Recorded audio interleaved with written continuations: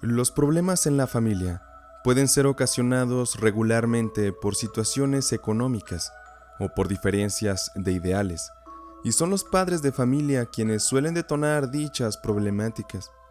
Pero ¿qué pasa cuando los hijos, y sobre todo cuando son muy pequeños, empiezan a crear problemas graves? Pero aún peor, cuando los problemas pueden estar en la línea delgada de la salud mental y lo paranormal. Acompáñenme a escuchar este impactante caso en esta noche de relatos y leyendas del gato. Comenzamos. Semilla del mal. Yo quiero mantener esta situación como anónima, dado que ha sido la experiencia de un familiar cercano. Igual los nombres los cambiaré por las mismas razones. Hace un par de décadas recibimos la noticia de que la esposa de mi hermano Alfredo había quedado embarazada. Esa noticia trajo felicidad a la familia, pues Natalia, su esposa, había presentado muchos problemas para poder embarazarse, y Alfredo y ella tuvieron que someterse a diversos tratamientos, por lo que recibir esa noticia fue un motivo de festejos y muy buenos deseos por parte de la familia. Es de recalcar que en un tiempo, Natalia no había sido muy bien aceptada en la familia, porque mis padres y todos mis hermanos siempre fuimos muy católicos, y Natalia, aunque aparentaba ser una persona normal, durante un tiempo de su juventud, le gustaba mucho jugar a la ouija, leer las cartas y algunas otras cosas relacionadas al ocultismo. No sabemos a fondo qué tantas cosas más hacía, pero al parecer era parte de algún culto o secta. Y es necesario para que comprendan la situación que les relato, que conozcan un poco de este pasado de Natalia, la cual en su momento yo supe por voz de Alfredo. Y es que Natalia ya estaba muy metida en una situación con cosas del más allá. Al parecer, ella y sus amigos habían jugado a la ouija en una casa donde supuestamente habían matado a una familia completa. Y a causa de eso, se decía que en aquel lugar ocurrían apariciones constantemente. Se dice que Natalia y los chicos aquella noche, después de varias horas de intentar contactar a través de la tabla, habían logrado establecer comunicación con un espíritu de un tal Matías, el cual a través de la tabla y de manera inexplicable hacía la petición de que se le entregara un alma. Aquel ser pedía una vida, un alma joven, específicamente de un bebé o algún infante. Al ser todos jóvenes, Natalia y los demás, nadie tenía hijos aún. Y Natalia, en forma de chiste, dijo al aire, con la intención de que el supuesto fantasma escuchara: «Oh, yo no quiero tener hijos, y nunca tendré uno, y si lo llego a tener con gusto te lo regalo. En fin, que los niños son muy latosos y solamente estorban». Al parecer el espíritu contactado no tomó aquellas palabras a broma, porque comenzó a deletrear con el indicador de la tabla que agradecía el ofrecimiento y que pidieran lo que quisieran, que él se los concedería. Todos se quedaron callados mientras se miraban y presenciaban aquel aterrador mensaje. Esa noche mejor decidieron parar y calmarse. Tenían miedo de meterse en complicaciones con los que están del otro lado. Así que mejor se retiraron de aquella casa. Y no todo quedó ahí, pues Natalia, una tarde de fin de semana, al estar sola en casa, confirmó haber presenciado la aparición de un hombre completamente de negro. Sus facciones del rostro no eran claras, y su presencia se mantuvo estática justo en una de las paredes de la sala.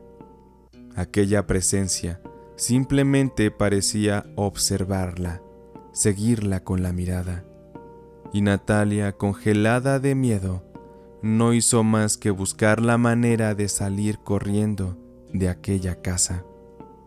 Y esa no fue la única aparición, pues un par de veces más ella sufrió de la aparición de aquel hombre de negro, por lo cual ahora se sentía acechada, y ella sabía bien que era momento de dejar de jugar con cosas desconocidas.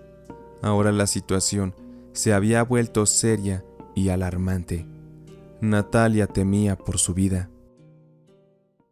Y como les platicaba al inicio, estos factores trajeron muchos problemas para que mis padres aceptaran a Natalia y le dieran su bendición para que mi hermano se casara con ella. Sin embargo, no les quedó más que apoyar a mi hermano en su decisión. Pasaron los meses, y mi hermano y Natalia, como comenté también al inicio, tenían muchos problemas para poderse embarazar. Habían pagado varios tratamientos sin lograr éxito alguno. Natalia comenzó a deprimirse mucho, pues ahora ella soñaba con darle un hijo a Alfredo, quien también comenzaba a desanimarse y decepcionarse de aquel matrimonio.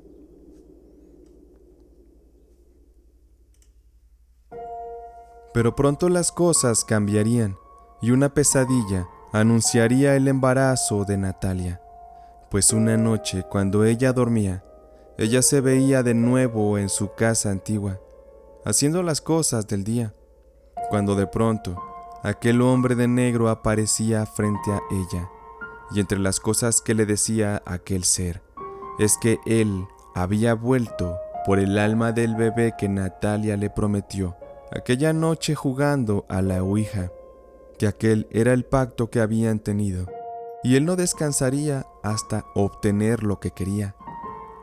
Y Natalia le decía que aquello era imposible porque ella no tenía hijos. Sin embargo, aquel hombre le respondió a Natalia que ella estaba a punto de ser mamá, que en su vientre había vida nueva y que él vendría para que se le entregara la vida de aquel bebé. Cuando mi hermano me contó todas estas cosas que ahora yo les comparto, realmente quedé muy sorprendida, porque ese mismo día por la tarde, Natalia se hizo una prueba de embarazo, la cual salió positiva. Natalia, con terror y angustia, se adaptó y trató de olvidar todo aquello, pues la felicidad le invadía al igual que Alfredo. Así que aquella pesadilla la tomó solo como eso, como un mal sueño. Y el embarazo de Natalia iba avanzando, y todo de maravilla, más cuando se nos compartió la noticia de que aquel embarazo sería de gemelos. Todos estábamos muy felices por ellos, y mi hermano y Natalia muchísimo más. Llegó el día del parto, y todo salió muy bien. Fuimos a verlos y a felicitar a los nuevos padres, que estaban que no cabían de gusto. Aquellos niños fueron bautizados con los nombres de Jaciel y Emanuel. Así fueron pasando los años. Las circunstancias cambiaron también, y los gemelos crecieron, ya estaban en etapa preescolar. Pero todos pensarían que llevarían una vida normal, pero no fue así. Algo había raro en uno de ellos. Jaciel, a diferencia de Emanuel, era un niño retraído, aislado. En el kinder la maestra lo reportaba con su madre por ser poco participativo y una cosa más. Era violento. Tenía unos ataques extraños de ira y trataba de golpear a sus compañeros constantemente.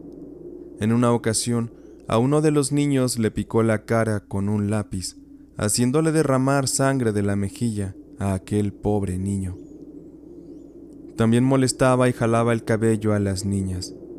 Y cuando los niños guardaban sus lonches en el locker, Jaciel iba y los abría, tirando el contenido en la basura. Lo peor y más aterrador es que el niño, sin razón aparente, en varias ocasiones, se quedaba mirando hacia la nada, como si su mente se hubiera perdido. Él no se movía, permanecía estático, Es como si se desconectara de la realidad y comenzaba a mover la boca susurrando palabras que no se entendían, como si fuera otro lenguaje. Y después de algún rato, cuando el niño regresaba en sí, gritaba y lloraba entrando en pánico. Eso evidentemente causó miedo y preocupación entre las maestras, y al final, todo esto provocó que el niño fuera expulsado del kinder y que sus papás fueran llamados de atención a tomar cartas en el asunto con algún tipo de especialista. Aquello no era normal, y más porque en casa también lo hacía. Además, Jaciel constantemente atacaba a Emanuel, buscaba pelea con él en cada ocasión que podía, y si encontraba un palo en algún rincón o algún objeto, es el mismo con el que buscaba golpearlo, y repetidamente decía que quería matarlo. Incluso llegó a amenazarlo con algún cuchillo. Y estas últimas palabras ya eran algo grave. Los padres no entendían dónde es que aprendía eso, si ellos no veían películas del tipo agresivo o de terror delante de los niños, ni siquiera en sus ratos libres. Y además, si fuera el caso, Emanuel también hubiera adoptado conductas similares. Alfredo y Natalia pusieron mucha atención en cada cosa que su hijo hacía, desde que se levantaba hasta que se iba a dormir. Y fue así que descubrieron algo muy raro. Una noche el pequeño parecía tener un extraño sueño, una pesadilla. Él se despertó en aquella ocasión llorando y diciendo que había un enorme hombre en la habitación, un hombre completamente de negro y sin rostro, que permanecía parado en un rincón de aquel cuarto. No se movía ni hacía nada, solamente permanecía ahí, parado. Y Jaciel decía que solo se escuchaba la respiración de aquel ser, como si fuera la respiración de un animal. Esto llamó mucho la atención de los padres, especialmente de Natalia, quien quería no pensar en que aquel ser oscuro del pasado tendría algo que ver con todo esto. Así que trató de no pensar en ello, y junto con Alfredo, quien ya conocía de aquella situación en el pasado de Natalia, comenzaron a cuidar lo que el niño veía en televisión, lo que jugaba. Siempre estaba el niño vigilado.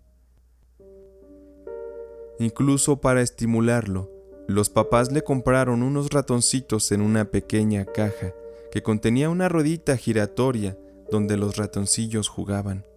Poco le duró aquella novedad, pues en un descuido, el niño tomó con sus manos a los ratoncitos y uno a uno los estranguló, apretándolos con sus manos. Les quitó la vida, y evidentemente los papás estaban aterrados con la frialdad del pequeño, y fue así que trataron de confrontarlo. Sé que sería muy difícil que el niño lo explicara, pero era importante que dijera lo que lo motivaba a hacer todas esas cosas. Lo que el niño dijo fue sorprendente. El niño explicó que había una voz que le susurraba constantemente al oído. Decía que aquel hombre oscuro le hablaba y le daba órdenes de que hiciera daño a su hermano o a los animales. El niño decía que era tan constante aquella voz, que solamente haciendo lo que se le ordenaba, dicha voz paraba. Cuando Jaciel fue llevado con los especialistas, y al haberle hecho estudios, indicaron que el estado de salud del niño era excelente. No había alguna anomalía a nivel físico. En una tomografía cerebral hubo algunas cosas ligeramente anormales, pero aparentemente se irían con el desarrollo del pequeño.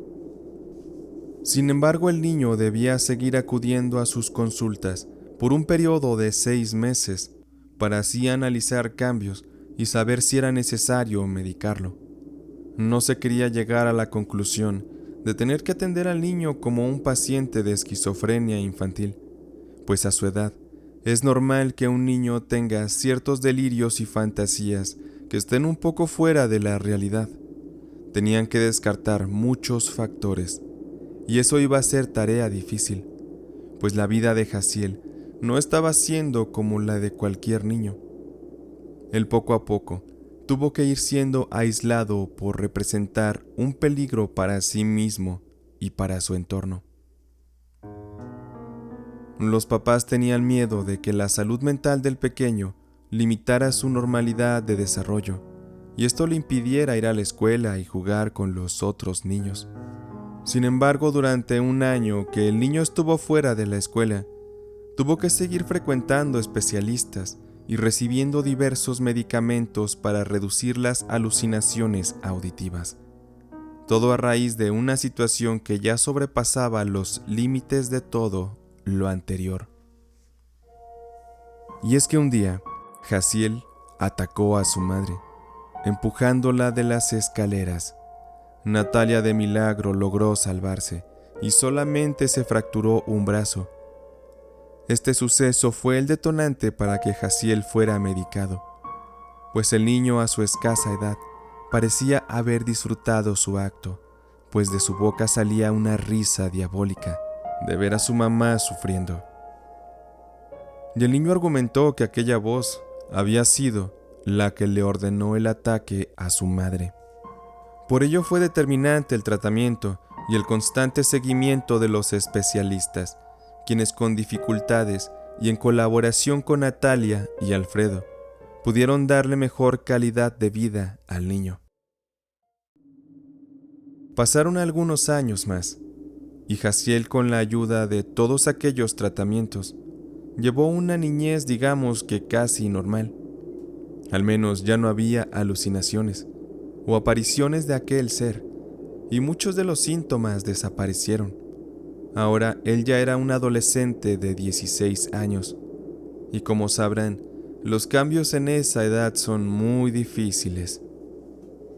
Y para Jaciel fue muy duro afrontar todo eso. En una ocasión, él, de estar dormido una noche como la de cualquier otra, despertó llorando y gritando asustado porque había tenido las mismas pesadillas y había visto nuevamente a aquel hombre oscuro y sin rostro que veía en su niñez.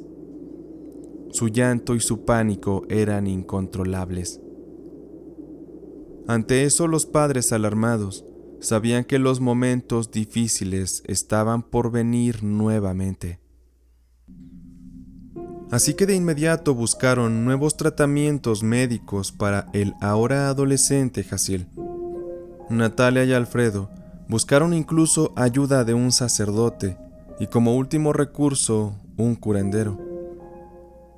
Después de algunas visitas con las cuales no tuvieron mucho éxito, aquel curandero a solas les dijo: Perdónenme por lo que les diré, pero lamentablemente no les tengo buenas noticias.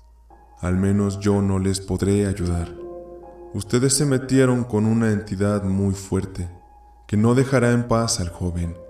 Es un mal muy feo el que trae. Estoy seguro que ese mal quiere hacerle mucho daño. Tengan cuidado, porque esto que están lidiando es muy peligroso, y pídanle mucho a Dios que les haga un milagro, porque dudo que alguien pueda ayudarles. Sé que los médicos les van a decir que el joven está loco, pero nada de esas cosas. Al niño alguien del más allá se lo quiere llevar, y lo va a hacer muy lento. Esa entidad quiere saborear su acto. Mejor récenle mucho al muchacho y pídanle a la Virgen y a los santos, y ojalá encuentren a alguien que les ayude. Los padres destrozados salieron aquella tarde camino a casa para descansar de aquel día tan pesado. Sin embargo, poca tranquilidad encontrarían en casa, pues al pasar de las semanas, las situaciones paranormales regresarían, y pese a que Jaciel estaba recibiendo un tratamiento más fuerte, las cosas no mejoraban, y era de esperarse que todo llegara a un punto de quiebre. Una noche que Natalia y Alfredo dormían, se despertaron porque escucharon ruidos en la cocina. De principio pensaron que no era nada relevante. Sin embargo, un grito proveniente de la habitación de Emanuel levantó el estado de alarma. Los padres corrieron a ver qué ocurría en la habitación del joven. Al abrir la puerta, encontraron la escena en la que Emanuel estaba sangrando del estómago. Tenía un par de puñaladas y estaba perdiendo mucha sangre. Así que sin perder el tiempo, Natalia cogió el teléfono y marcó al número de emergencias. Mientras ocurría aquella escena llena de desesperación, un sonido nuevamente proveniente de la cocina puso en alerta a los padres. Alfredo salió del cuarto y abrió la puerta de la habitación de Jaciel. El joven no se encontraba en su cama, así que lo que más temían había ocurrido. Jaciel había intentado matar a su hermano. Aquel padre de familia estaba deshecho, pero tenía que ir a buscar a su hijo. Y mientras bajaba las escaleras con mucha cautela, pues su hijo era un peligro inminente para todos. Alfredo llamaba a Jaciel invitándolo a calmarse, a dejar aquella arma punzocortante, diciéndole que todo estaría bien. Alfredo se asomó a la oscura cocina que solamente recibía un poco de luz del exterior, con la cual se podía ver entreabierta la puerta del patio trasero de la casa. Era necesario averiguar qué estaba pasando, pero Alfredo tenía que ser muy sigiloso, así que lentamente fue recorriendo aquel lugar hasta salir al oscuro patio. Terrible sorpresa se llevó Alfredo al ver que su hijo, su amado hijo, estaba colgado del árbol del jardín. Había colocado una soga en una de las ramas y el joven, pataleando, luchaba en desesperación. Eran posiblemente sus últimos segundos de vida, y Alfredo corrió de inmediato a su auxilio. Pero fue demasiado tarde. Ya no había nada que hacer. Aquella noche terminó algo que se había convertido en una pesadilla. Jaciel perdió la vida, al parecer incitado por un ser macabro que le había maldecido desde antes de su nacimiento. Eso fue algo que Natalia se reprocharía hasta la actualidad, pues ella cree que aquella noche, durante aquel juego de la Ouija, ella condenó a su propio hijo. Y al final, aquella entidad terminó logrando su objetivo de obtener la vida del joven Jaciel. Emanuel logró salir con vida de aquel ataque de su hermano. Los paramédicos llegaron muy a tiempo e hicieron bien su trabajo, y en el hospital, afortunadamente las cosas salieron bien, y el joven se pudo recuperar satisfactoriamente. Y así con el tiempo y los años, mi familia ha tratado de suprimir aquellos eventos y encontrar así una vida más tranquila. Pues es de saber que en la vida no siempre las cosas son como nos gustaría que fueran. No existen los mundos ideales. Cada persona, cada familia, cada sociedad siempre tendrá que enfrentar sus propias limitantes, sus propias pesadillas. Todos al final, de alguna manera, estamos condenados dentro de este hostil mundo en el que cada día tenemos que luchar contra nosotros mismos, contra quienes nos rodean, y en algunas ocasiones hay quienes tendrán que luchar contra algo o alguien fuera de este plano, justo en el más allá.